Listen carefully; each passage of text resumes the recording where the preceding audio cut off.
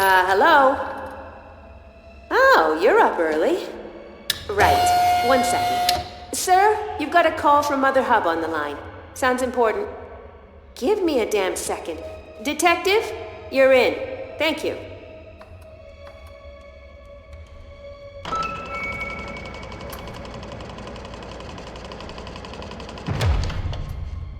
The woman on the TV looks calm. Information is circulating that the CEO of the TRP is involved in some kind of underground organization. He has declined comment on the matter and continues to run the TRP. Under pressure from the board, he will likely be stepping down within the month. In other news, he was also named as the father of Sally Redford. Authorities are asking for anyone with information to step forward.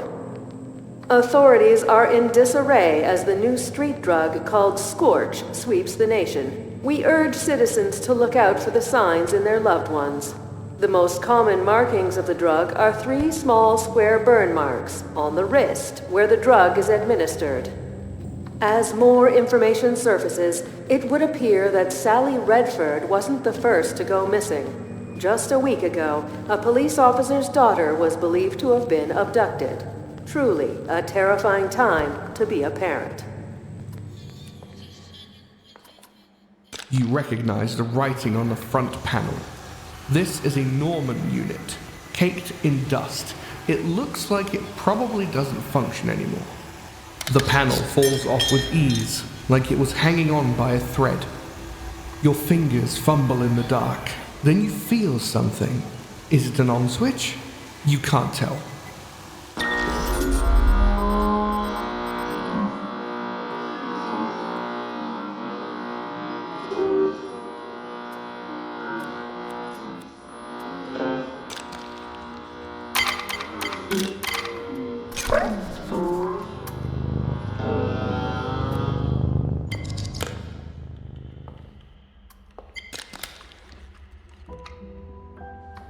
Hello, Detective.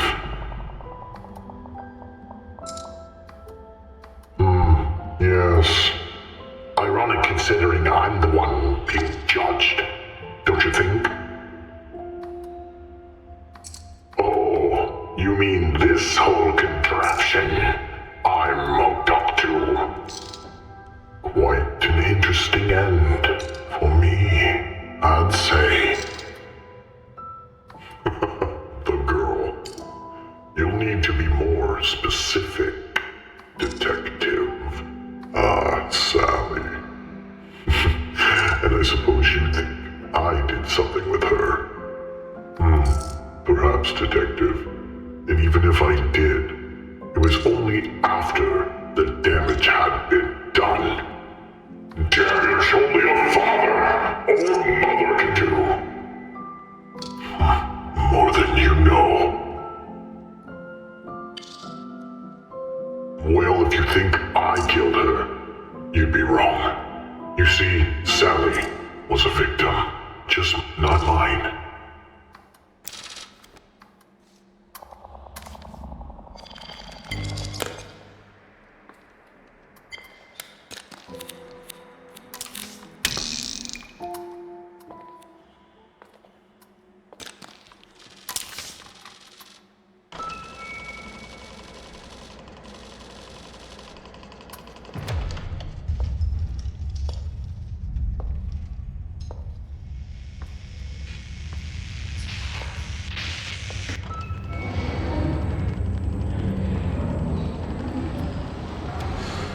In front of you, a young girl in the depths of a Scorch binge.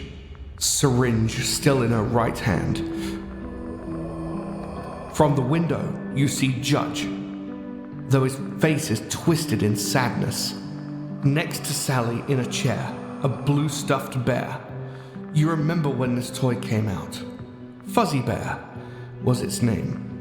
What's she doing with it here? Perhaps she was hanging on to a time she felt safe, clinging to some memory of her own innocence. In that moment, you notice her shaking becomes more violent. She's overdosing. You're left wondering, Why was Judge there just watching? What happened to Sally when she was young?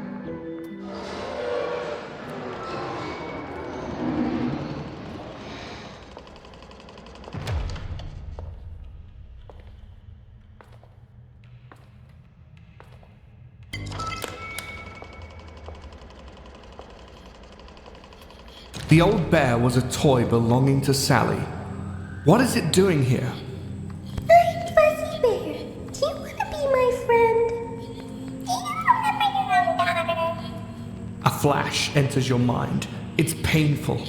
You see for a moment a baby holding Fuzzy Bear. She looks up at you with big blue eyes. Then nothing. Darkness. Suddenly, as it appeared, Fuzzy Bear decays into nothing.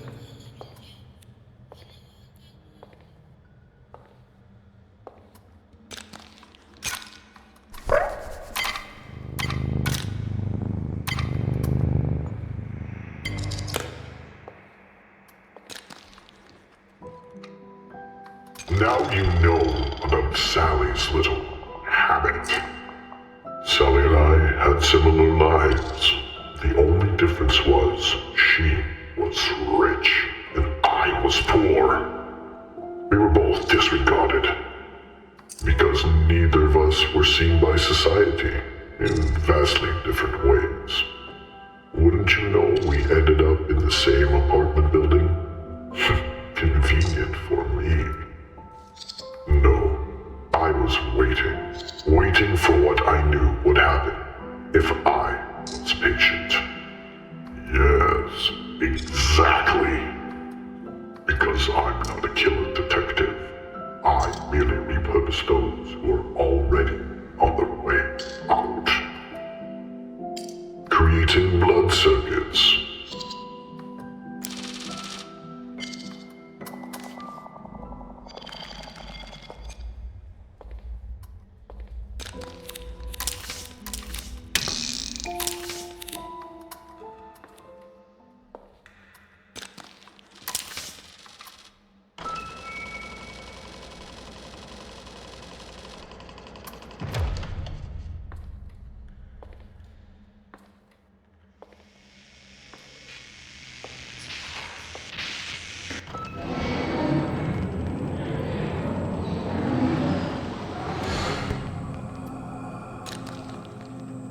You recognize Sally on the table in front of Judge. He holds her arm almost lovingly, his face deeply saddened. You also notice on her arm the unmistakable marks of the street drug scourge.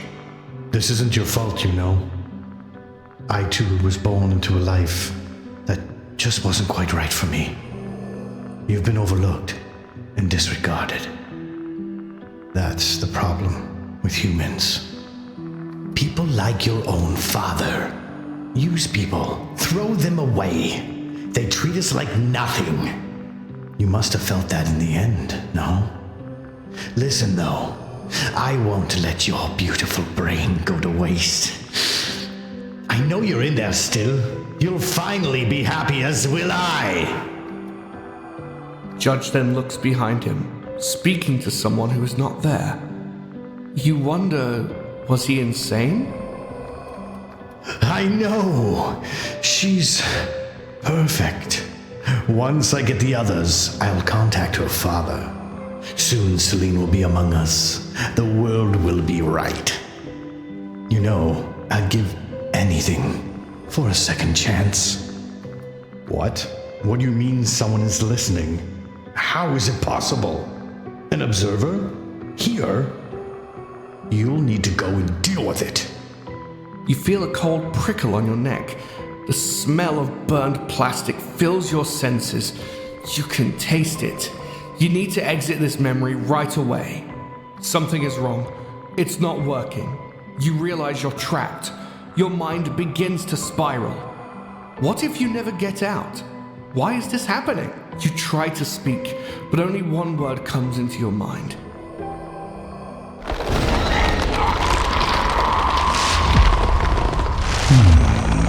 What have we here? Well, first, friend, why don't you tell me why you're watching us? Memories in this place aren't quite what they seem. Would you agree? Like you lived it? Curious. Do you ever wonder why you can't remember anything at all? Celine keeps me well informed, you see. It's my job to carry out her will. She is rarely fascinated by your type. His grip tightens slightly, as if the question offends him. He remains silent. You will. For now, all you need to know is Celine's will is that you should help us. I urge you to accept. The consequences for humanity will be quite bleak without your assistance. Will you help us? Good. She will be pleased, and she is rarely of any emotion at all.